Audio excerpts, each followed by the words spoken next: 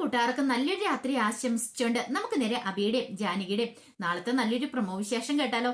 ആദ്യമായി കാണുന്നവരാണെങ്കിൽ ചാനൽ ഇഷ്ടപ്പെട്ട ഒന്ന് സബ്സ്ക്രൈബ് ചെയ്യാൻ മറക്കരുത്. വീഡിയോ ഇഷ്ടപ്പെടുവാണെങ്കിൽ ഒരു ലൈക്കെങ്കിലും തരാൻ മറക്കരുത് കേട്ടോ. നമ്മുടെ മുന്നോട്ടുള്ള യാത്രയിൽ നിങ്ങളുടെ സപ്പോർട്ടിലേക്കാണ് നമുക്ക് ഏറ്റവും കൂടുതൽ പ്രചോദനമായി മാറിക്കൊണ്ടിരിക്കണേ. അപ്പൊ നമുക്ക് നേരെ നമ്മുടെ വിശേഷത്തിലേക്ക് അങ്ങോട്ട് പോയാലോ. അങ്ങനെ ഇന്നത്തെ വിശേഷത്തെ നമ്മൾ കണ്ടു. ലച്ചു ഇൻസ്റ്റിറ്റ്യൂട്ടിലേക്ക് പോകാനായിട്ട് രാവിലെ തന്നെ ഫുഡൊക്കെ എടുത്ത് വെക്കുകയാണ്. അപ്പൊ രാവിലെ തന്നെയാണ് ലച്ചു എഴുന്നേറ്റ് ആഹാരമൊക്കെ അടുക്കളയിൽ ഉണ്ടാക്കിയത്. ചോറും കറിയൊക്കെ ഉണ്ടാക്കിയതിന് ശേഷം അതൊരു ചോറ് പാത്രത്തിനകത്തേക്ക് എടുത്ത് പോയിന്റ് റെഡിയാക്കുകയാണ്. ഈ സമയത്താണ് അപർണ അങ്ങോട്ട് വന്നത്. അപർണ വന്നിട്ട് ആ ഫുഡ് എടുത്തോണ്ടിരിക്കുന്ന ലച്ചുവിന്റെ കയ്യിലേക്ക് അങ്ങോട്ട് പിടിക്കുകയാണ്. എന്നിട്ട് ചോദിച്ചു, നീ എങ്ങോട്ടാ രാവിലെ പോണേന്ന് ചോദിക്കാം. അത് പിന്നെ ഞാൻ അപർണ ചേച്ചി പഠിക്കാൻ പോവാന്ന് പറഞ്ഞു. പഠിക്കാനോ? എങ്ങോട്ട് പഠിക്കാനായിട്ട്? അതെ, നീ പഠിക്കാൻ പോയിട്ടുണ്ടെങ്കിൽ ഈ വീട്ടിലെ കാര്യങ്ങളൊക്കെ ആരാ നോക്കണേ? ജാനകി ഇവിടെ ഇല്ല, ജാനകി ഹോസ്പിറ്റലാന്നുള്ള കാര്യം നിനക്കറിയാലോ. അതുകൊണ്ട് ഇപ്പൊ തൽക്കാലത്തേക്ക് നീ ഒരിടത്തേക്കും പോകുന്നില്ല. അടുക്കള ജോലികളൊക്കെ ചെയ്യാനായിട്ട് ഇവിടെ ആള് വേണം. ഇവിടെ വേറെ ആരും ഇല്ലെന്ന് നിനക്കറിയാലോ. അത് പിന്നെ അപർണയിച്ച് ഞാൻ പോവാതിരുന്നിട്ട് എന്ത് സംഭവിക്കും? പ്രത്യേകിച്ച് ഒന്നും സംഭവിക്കാൻ പോകുന്നില്ല. പറയുന്ന കേട്ടല്ലോ, അനുസരിച്ച് മര്യാദയ്ക്ക് ഇവിടെ ഇരുന്നാ മതി എന്ന് പറയണം. വല്ലാത്ത സങ്കടമായിപ്പോയി ലച്ചു പറഞ്ഞു. അത് പിന്നെ അപർണയിച്ച് പോവാതിരുന്നിട്ടുണ്ടെങ്കിൽ പിന്നെ എന്റെ പഠനം മുടങ്ങില്ലെന്ന് ചോദിക്കാം. പഠനം മുടങ്ങണം, നിന്റെ പഠനം മുടങ്ങണമല്ലോ, അതിനു വേണ്ടിയിട്ടാണല്ലോ ഇപ്പൊ നീ തൽക്കാലത്തേക്ക് ഇപ്പൊ ഒരിടത്തേക്കും പോകാൻ പോകുന്നില്ല എന്ന് പറഞ്ഞിട്ട് ആ ചോറും പാത്രം എടുത്ത് മാറ്റി വെക്കണം. അവള് ചോറും കൊണ്ട് പോകാനായിട്ട് ഇറങ്ങിയിരിക്കുന്നു. കടന്ന് പോടിയെന്ന് പറഞ്ഞിട്ട് അവിടുന്ന് ഓടിക്കണം അങ്ങോട്ട്. ലച്ചുവിന് ഭയങ്കര വിഷമമായിപ്പോയി. ലച്ചു അങ്ങോട്ടേക്ക് ചെല്ലുമ്പോഴത്തേണ് അമ്പലം അങ്ങോട്ടേക്ക് വരുന്നത്. എന്താ ലച്ചു, എന്ത് പറ്റി? നീ എന്താ ക്ലാസ്സിൽ പോണില്ലേന്ന് ചോദിക്കും. നിന്നെ ഞാൻ കൊണ്ടുവിടാന്ന് പറയാം. അല്ല അത് പിന്നെ അമലേട്ടാ, നീ കാര്യം എന്താന്ന് പറ. അത് ഞാൻ പോണില്ല, ഞാൻ പോയിട്ടുണ്ടെങ്കിൽ വീട്ടിലെ ജോലികളൊക്കെ ചെയ്യാൻ ആരുമില്ലല്ലോ. ജാനിയടുത്ത് ഹോസ്പിറ്റലില്ലെന്ന് പറയണം. അതിനിപ്പോ എന്താ കുഴപ്പം? ഇവിടെ അപർണയുണ്ട്, അമ്മയുണ്ട്, മുത്തശ്ശിയുണ്ട്, എല്ലാരും ഉണ്ടല്ലോ. പിന്നെ നീ എന്തിനാ ഇവിടെ ഇരിക്കണേ? വേണ്ട, ക്ലാസ് ഒന്നും മുടക്കേണ്ട കാര്യമില്ലെന്ന് പറയാം. അത് പിന്നെ ഓഹോ, അപ്പത്തേനും അങ്ങോട്ട് അപർണ വരുന്നുണ്ടു. അപ്പൊ ഇവിടെ എന്തേലും പറഞ്ഞിട്ടുണ്ടായിരിക്കണം. എന്താ നിന്നോട് അപർണ എന്തേലും പറഞ്ഞോന്ന് ചോദിക്കാം. അല്ല അത് പിന്നെ എനിക്ക് മനസ്സിലായി ഇപ്പൊ കാര്യങ്ങള്. നീ കൂടുതലൊന്നും പറയണ്ട, പോയി വായ എടുത്തോണ്ട് ഞാൻ പറയാണ്. ഇത് കേട്ട് കഴിഞ്ഞപ്പോഴത്തേനും ലച്ചുവിന് ആകെപ്പാടൊരു വിഷമം. ലച്ചു പറഞ്ഞു, അത് കുഴപ്പമില്ലാന്ന് പറയണേ. നിന്നോട് പറയുന്ന കാര്യം ഞാൻ കൂടെ ചെയ്താൽ മതി, നിന്നെ ഞാൻ കൊണ്ടേ വിട്ടോളാന്ന് പറയണം. അങ്ങനെ ലച്ചു പോയി ബാഗ് എടുക്കാൻ പോയപ്പോഴത്തേനും അപർണ പറഞ്ഞു, ദേ അമലെ, ഈ കാര്യത്തിൽ നീ ഇടപെടേണ്ട കാര്യമില്ല. ഇവിടെ ജാനകി ഇല്ലാത്ത സമയത്ത് അടുക്കള ജോലി ചെയ്യാനായിട്ട് ഇവിടെ ആരും ഇല്ലെന്ന് പറയാം. നീ പിന്നെ എന്താ കാണാതിരിക്കുന്ന? നീ അല്ലേ വേലക്കാരനെ പറഞ്ഞു വിട്ടെ? നല്ലേച്ചിനെ പറഞ്ഞു വിട്ട ആളെ നീയാ. നീ തന്നെ അടുക്കളയിലേക്ക് കയറിക്കോ. ലച്ചുവിനെ ഇവിടെ ഇരുത്താൻ ഞാൻ സമ്മതിക്കില്ല എന്ന് പറയണം. പിന്നീട് നേരെ ലച്ചുവിനെ കൊണ്ട് ഇൻസ്റ്റിറ്റ്യൂട്ടിലേക്ക് പോണം. ഇത് കണ്ടു കഴിയുമ്പോഴത്തേനും അപർണയ്ക്ക് സഹിച്ചില്ല. അപർണയ്ക്ക് വല്ലാത്ത വിഷമമായിപ്പോയി. ഈ സമയം ലച്ചു പറഞ്ഞു, എനിക്കെന്തോ വല്ലാത്തൊരു സങ്കടം തോന്നുന്നുണ്ട്. ജാനിയടുത്ത് ഇവിടെ ഉണ്ടായിരുന്നെങ്കിൽ എനിക്ക് ഇത്ര വിഷമമില്ലാന്ന് പറയാം. സാരമില്ല, ജാനിയടുത്ത് പെട്ടെന്ന് തന്നെ വരും. അങ്ങനെ പോകുന്ന വഴിക്ക് ലച്ചുവിനോട് പറഞ്ഞു, വൈകുന്നേരം നീ ഒറ്റയ്ക്ക് വരണ്ട, ഞാൻ വന്ന് നീ കൊണ്ടേ വിട്ടാളെന്ന് പറയണം. അത് വേണ്ട അമലേട്ടന് ബുദ്ധിമുട്ടാവില്ലെന്ന് ചോദിക്കും. അതിന്റെ കാര്യമൊന്നുമില്ല, എന്ത് ബുദ്ധിമുട്ട്? എനിക്കൊരു ബുദ്ധിമുട്ടും ഇല്ലാന്ന് പറയാം. അല്ല നീ ഫുഡ് എടുത്തോന്ന് ചോദിക്കണം. അല്ല അത് പിന്നെ ഞാൻ എടുത്തില്ലല്ലേ. അങ്ങനെ ഒരു കാര്യം ചെയ്യുക, നീ ഇന്ന് അവിടുത്തെ ക്യാൻറ്റീനിൽ നിന്ന് കഴിച്ചാൽ മതി എന്ന് പറഞ്ഞു പൈസ എടുത്തു കൊടുക്കുകയാണ്. വേണ്ട അമലേട്ടാ, എന്റെ പൈസ ഉണ്ടെന്ന് പറയാം. അതൊന്നും കുഴപ്പമില്ല, നീ ഇത് വെച്ചോളാനും പറഞ്ഞ് പൈസ കൊടുക്കുകയാണ്. ലച്ചുവിന് കണ്ണു നിറഞ്ഞു വന്നു. കാരണം ജാനിയടുത്ത് ഇല്ലെങ്കിൽ ആ സ്ഥാനത്ത് നിന്ന് എന്റെ കാര്യങ്ങൾ നോക്കാനായിട്ട് അമലേട്ടൻ വന്നത്. അമലേട്ടനും കൂടെ ഇല്ലായിരുന്നു താൻ എന്ത് ചെയ്താനും എന്നൊരു ചിന്ത ലച്ചുവിന്റെ മനസ്സിലുണ്ടാകുന്നുണ്ട്.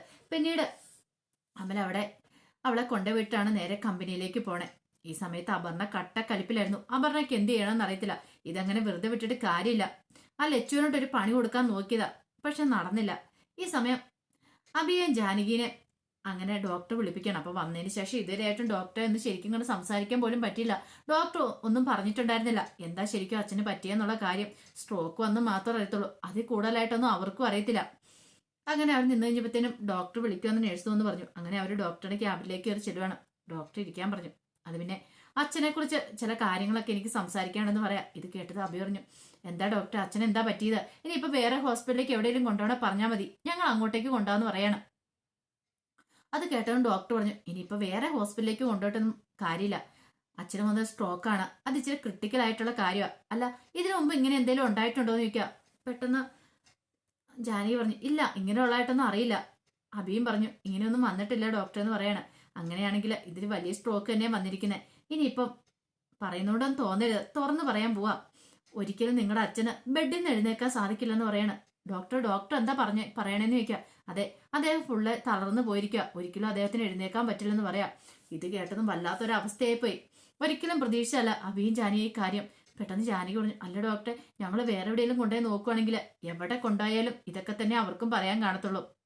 ഇനിയിപ്പം നോക്കിയിട്ട് കുറച്ച് ദിവസം കിടന്നതിന് ശേഷം വീട്ടിലേക്ക് തിരികെ കൊണ്ടുവരാനേ പറ്റുള്ളൂ. തൽക്കാലത്തേക്ക് ഇവിടെ കിടക്കട്ടെ, ഞങ്ങൾ അത്യാവശ്യം ട്രീറ്റ്മെന്റ് ഒക്കെ നടത്തി നോക്കാം. എന്നിട്ട് രക്ഷപ്പെടുന്നില്ലെങ്കിൽ നിങ്ങൾ വീട്ടിലേക്ക് തന്നെ കൊണ്ടുപോയിക്കോളാൻ പറയാം. അല്ലാതെ ഇനിയിപ്പോൾ ഒരു രക്ഷയില്ലെന്ന് പറയാം. ഈ ജന്മത്ത് അദ്ദേഹത്തിന് ഇനി എഴുന്നേക്കാൻ സാധിക്കില്ല എന്ന് പറയാം. ഒരു നിമിഷം അബിക്കും ജാനകിക്കും എന്ത് ചെയ്യണമെന്ന് അറിയത്തില്ല. അബിയുടെ കണ്ണവട്ടിയിൽ നിറഞ്ഞു വന്നു. പെട്ടെന്ന് ജാനകി അബിയുടെ കയ്യിലേക്ക് കയറി പിടിക്കുകയാണ്. ജാനകിക്കാണ് വീണ്ടും ഇച്ചിരോടെ ധൈര്യമുള്ളത്. അബി ആകെപ്പാടെ തളർന്നു പോയി. അബിക്ക് ചിന്തിക്കാൻ പറ്റുന്ന അപ്പുറമായിരുന്നു. ആകെപ്പാടുള്ള ഒരു പ്രതീക്ഷയുണ്ടായിരുന്നു ഇത്ര സമയം. പക്ഷെ ആ പ്രതീക്ഷയും തകർന്നു പോയി. ഡോക്ടർ പറഞ്ഞ് പേടിക്കേണ്ട കാര്യമൊന്നുമില്ല, നിങ്ങൾ സങ്കടപ്പെടാനും വിഷമിക്കാൻ വേണ്ടി പറഞ്ഞല്ല, കാര്യങ്ങളൊക്കെ നിങ്ങൾ അറിഞ്ഞിരിക്കണമല്ലോ, അതുകൊണ്ടാ പറഞ്ഞത്. ഇനിയൊരു സ്ട്രോക്ക് ഉണ്ടാവാതെ നിങ്ങൾ ശ്രദ്ധിക്കണമെന്ന് പറയണം. പിന്നീട് അബിയും ജാനിയും പുറത്തേക്ക് ഇറങ്ങി വന്നു കഴിഞ്ഞപ്പോഴത്തേനും അബി പൊട്ടിക്കരയാണ്. ജാനി പറഞ്ഞു, അബിയേട്ടാ ഇങ്ങനെ വിഷമിക്കില്ല എന്ന് പറയണ. എങ്ങനെ വിഷമിക്കായിരിക്കും ജാനകി? അച്ഛൻ എന്തെങ്കിലും സംഭവിച്ചാൽ പിന്നെ ഇത്രയൊക്കെ ആയിട്ടും കണ്ടില്ലേ, ഇതുവരെയിട്ട് അമ്മയോ വീട്ടിൽ നിന്ന് ആരെങ്കിലും വരാൻ കൂട്ടാക്കിയോ? അച്ഛന്റെ അടവാന്നും പറഞ്ഞിരിക്കുമല്ലേ? പോട്ട അബിയേട്ടാ, നമുക്കൊന്നും വേണ്ട, നമുക്ക് അച്ഛനെ മതി എന്ന് പറയാം. അബിയേട്ടൊന്ന് ആലോചിച്ച് നോക്കി, ഈ അവസ്ഥയിൽ അച്ഛനെ കൊണ്ട് അങ്ങോട്ടേക്ക് ചെല്ലുമ്പോൾ അവരുടെ പ്രതികരണം എങ്ങനെയായിരിക്കും എന്ന്. ഒരുപക്ഷെ ഇനിയിപ്പൊ അച്ഛനെ ആർക്കും വേണ്ടായിരിക്കും. അച്ഛൻ തളർന്നു പോയല്ലോ. ഇത് കേട്ടപ്പോ അബി പറഞ്ഞു, ആർക്കും വേണ്ടായാലും എനിക്ക് കുഴപ്പമില്ല, എനിക്ക് എന്റെ അച്ഛനെ വേണം, എനിക്ക് എന്റെ അച്ഛനില്ലാതെ പറ്റില്ല, എനിക്ക് എന്റെ അച്ഛനെ വേണം, ജീവനോടെ എനിക്ക് വേണമെന്ന് പറയാണ്. പിന്നീട് ജാനകി അമലിനെ അവരൊക്കെ വിളിച്ച് കാര്യങ്ങളൊക്കെ പറയണം. എല്ലാം കേട്ട് കഴിഞ്ഞപ്പോഴത്തേനും വല്ലാത്ത വിഷമമായിപ്പോയി അമലിനും അമൃതയ്ക്കും ഒക്കെ. അവർക്കും എന്ത് ചെയ്യണമെന്ന് അറിയത്തില്ല. കാരണം സംഭവിക്കാനുള്ള സംഭവിച്ചു, ഇനിയിപ്പം എന്ത് ചെയ്യാൻ പറ്റും? ഈ സമയം സുങ്കല മുത്തശ്ശി ഈ കാര്യങ്ങളൊക്കെ അറിയുവാണ്, ഇങ്ങനെ തളർന്നു പോയെന്നുള്ള കാര്യം. ഇതറിഞ്ഞു കഴിഞ്ഞപ്പോഴത്തേനും തന്നെ സുമംഗലാമ്മ നേരെ പ്രഭാവതിയുടെ അരിയിലേക്ക് വരുവാണ്. പ്രഭാവതിയുടെ അടുത്ത് വന്നിട്ട്, പ്രഭാവതി അതെ പറയുന്നോണ്ട് നിനക്ക് തോന്നരുത്, നീ കാരണം ഇപ്പം ഇങ്ങനൊരു അവസ്ഥ ഉണ്ടായിരിക്കുന്ന സൂര്യനാരായണൻ എന്ന് പറയണ. അല്ല, അദ്ദേഹത്തിന് എന്താ അസുഖം ഉണ്ടായെന്ന് അമ്മ പറയണേ? ഒരു കുഴപ്പമില്ല, അതൊക്കെ പിന്നെ അടവ് മാത്രല്ലേ. ഇതേ ഒരു കാര്യം ഞാൻ പറയാം പ്രഭേ, ഇനി നീ അങ്ങനെ പറയരുത് അടവാന്ന്. ഇപ്പൊ അമ്മല് വിളിച്ചിട്ട് പറഞ്ഞ എന്താണെന്നറിയോ? സൂര്യക്ക് ഇനി ഒരിക്കലും എഴുന്നേക്കാൻ പറ്റില്ലെന്ന്, സൂര്യ തളർന്നു പോയെന്ന്. ഇത് കേട്ടും പ്രഭാവതി പറഞ്ഞു, പിന്നെ അതൊക്കെ വെറും അടവ് മാത്രമാ, ഇതിലപ്പുറം അഭ്യാസം കാണിച്ചിട്ടുണ്ട്. എന്തിനാണെന്നറിയോ? എന്നെ അങ്ങോട്ട് വരുത്താൻ വേണ്ടിയിട്ട്. ഞാൻ ഹോസ്പിറ്റലിലേക്ക് എന്ന് കാണണം, അതിന് വേണ്ടിയിട്ട് ഈ പറയുന്ന അബി അവരെല്ലാരും കൂടെ കൂടിച്ചേർന്നൊരു നാടകം കളിക്കുന്ന, ഒരു ഡ്രാമ കളിക്കുന്ന, അതിനകത്തേക്ക് ഞാൻ ചെന്ന് വീഴത്തില്ല. പ്രഭാതി ഇനി നീ വാശി വെച്ചോണ്ടിരിക്കില്ല. സൂര്യനാരായണൻ നീ കാണാൻ പോകാതിരിക്കില്ലെന്ന് പറയണം. ഞാൻ എന്തിനു കാണാൻ പോണം? എന്നോട് ചെയ്ത ചതി എനിക്ക് അത്ര പെട്ടെന്ന് പൊറുക്കാൻ പറ്റുന്ന കാര്യമില്ല. പിന്നെ സ്വത്തുക്കൾ കൈവശം വെച്ചോണ്ടിരിക്കാനുള്ള ഒരടവ് മാത്രം അതൊരിക്കലും ഞാൻ അനുവദിച്ചു കൊടുക്കാനും പോകുന്നില്ല. എന്താണ്, ഞാൻ ഹോസ്പിറ്റലിലേക്ക് പോകുന്നില്ല എന്ന് പറയാം. സുമംഗലാമ്മയ്ക്ക് എന്ത് ചെയ്യണമെന്ന് അറിയത്തില്ല. കാരണം ഇനി പറഞ്ഞിട്ട് കാര്യമില്ലെന്ന് മനസ്സിലായി. പ്രഭാവതിയുടെ മനസ്സിൽ ക്രൂര ചിന്തകൾ മാത്രം. സ്വത്ത് എങ്ങനെയും വീതം വെക്കണം, അല്ലെങ്കിൽ അബിക്കെല്ലാം പോകുമെന്നൊരു ചിന്ത മാത്രമേ ഉണ്ടായിരുന്നുള്ളൂ. അത് ചിലപ്പോൾ വീതം വെക്കാതെ ഇരിക്കാൻ വേണ്ടിയിട്ടുള്ള അടവാണ് സൂര്യനാരായണൻ കാണിക്കണം എന്നോർത്ത് പ്രഭാവതി ഇരിക്കുന്നത്. എന്നാൽ ഇത്രയും കാലം കൂടെ കഴിഞ്ഞാണ്. തന്റെ ഭർത്താവാണ് ആ കിടക്കുന്ന ഒരു ചിന്ത പോലില്ല. സ്വത്തിന് വേണ്ടിയിട്ട് അല്ലെ അജയോടൊപ്പം ചേർന്ന് നിന്നിട്ട് സൂര്യനാരായണനെ അബീനെ അവരെല്ലാം ഒറ്റപ്പെടുത്തുകയാണ് ചെയ്യുന്നത്. ഈ സമയത്ത് ആകെപ്പാടെ വിഷമിച്ചിരിക്കുകയാണ് ലച്ചു. പൊന്നൂസിനാണ് വല്ല സങ്കടമായി. അപ്പോഴേക്കാണ് ലച്ചു ക്ലാസ് കഴിഞ്ഞ് വരുന്നത്. വന്നു കഴിഞ്ഞപ്പോഴത്തേനും പൊന്നൂസ് പറഞ്ഞു, അതെ എനിക്ക് എന്റെ അച്ഛനെ കാണാൻ തോന്നുവെന്ന് പറയണം. ഇത് കേട്ട ലച്ചു പറഞ്ഞു, ഇപ്പൊ എന്ത് ചെയ്യാൻ പറ്റും? അതെ അമ്മയൊക്കെ ഹോസ്പിറ്റലല്ലേ പൊന്നൂസേ, പിന്നെ എങ്ങനെ അച്ഛനെ കാണുന്നതെന്ന് ചോദിക്കണം. ഒരു കാര്യം ചെയ്യാവോ, ലച്ചറിയും എനിക്കൊന്ന് ഫോൺ വിളിച്ചു തരാവോ? ഞാനൊന്ന് സംസാരിക്കട്ടെ എന്റെ അമ്മയോടെന്ന് പറയണം. അങ്ങനെ ലച്ചു ഫോൺ വിളിച്ചു കൊടുത്തു കഴിയുമ്പോഴത്തേനും പൊന്നൂസ് പറഞ്ഞു, അമ്മേ എനിക്ക് അങ്ങോട്ട് വരണമെന്ന് പറയാം. അത് പൊന്നൂസ് എന്തിനാ ഇപ്പം ഇങ്ങോട്ട് വരുന്നേ? എനിക്ക് അച്ഛനെ കാണണം. ഇതേ അച്ഛനും വയ്യ, എഴുന്നേക്കാൻ പറ്റില്ല എന്നൊക്കെ ഇവരൊക്കെ പറയുന്നത് കേട്ടോ ഇവിടെ. എനിക്ക് അച്ഛനെ ഇപ്പൊ കാണണമെന്ന് പറയാം. അത് പിന്നെ പൊന്നൂസായി അമ്മയും വരണം. അതൊരു കാര്യം ചെയ്യാം, അച്ഛനോട് പറ, ഇങ്ങോട്ട് വരാൻ പറ, ഞാൻ അച്ഛൻ്റെ കൂടെ അങ്ങോട്ട് വന്നോളാം, എനിക്ക് അച്ഛനെ കാണണമെന്ന് പറയണം. ഇത് കേട്ട് കഴിഞ്ഞപ്പോഴത്തേനും ഭയങ്കര സങ്കടമായിപ്പോയി ജാനകിക്ക്. അപ്പൊ ജാനകി ഓർത്ത് കുഞ്ഞിന്റെ വിചാരം ഇപ്പൊ കണ്ടു കഴിയുമ്പോഴത്തേനും കെട്ടിപ്പിടിക്കും പൊന്നൂസിന് അങ്ങനെയൊക്കെ ഓർത്ത കൊച്ചിരിക്കുന്നത്. പക്ഷെ കൊച്ചിന് അറിയത്തില്ല ഫുള്ള് തളർന്നു പോയിരിക്കുന്ന കാര്യം എന്താണെന്നോ.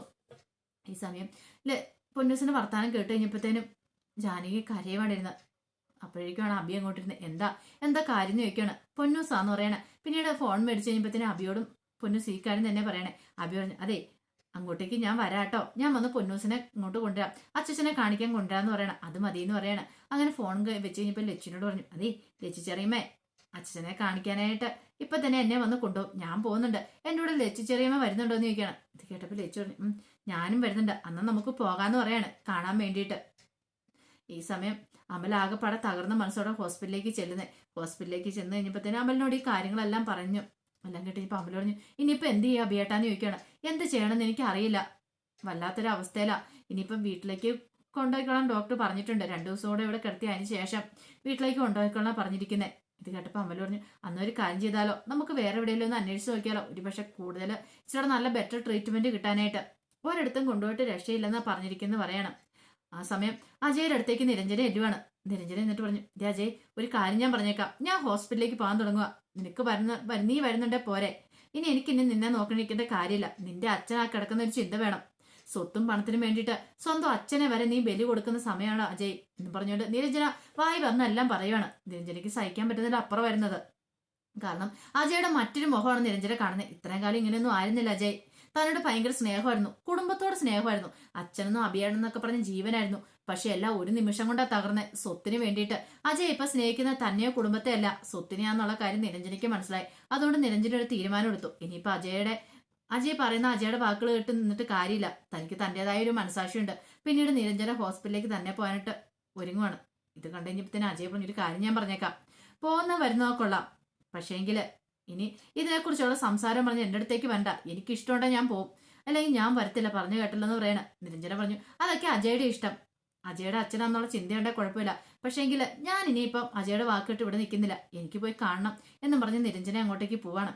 അപ്പൊ അതിന്റെ വിശേഷങ്ങളൊക്കെ നാളെ കാണാൻ പോകുന്നത്. ഇനി എന്തായി തീരുന്ന് അറിയത്തില്ല. പ്രഭാവതിയുടെ ഈ ക്രൂരതയ്ക്കൊക്കെ പ്രഭാതിക്ക് തിരിച്ചടി കിട്ടുക തന്നെ വേണം. കാരണം ഇത്രയായിട്ട് അവർക്ക് സ്വത്തിനോടാണ്. സ്വന്തം ഭർത്താവിന്റെ ജീവനല്ല പ്രധാനം, മക്കൾക്ക് സ്വത്ത് വീതം വെച്ച് കൊടുക്കുന്നതിനോടാണ്.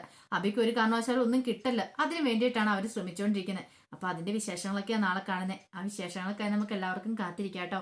ഒരിക്കൽ കൂടി എല്ലാവർക്കും നല്ലൊരു രാത്രി ആശംസിച്ചു നിർത്തുന്നു. നന്ദി.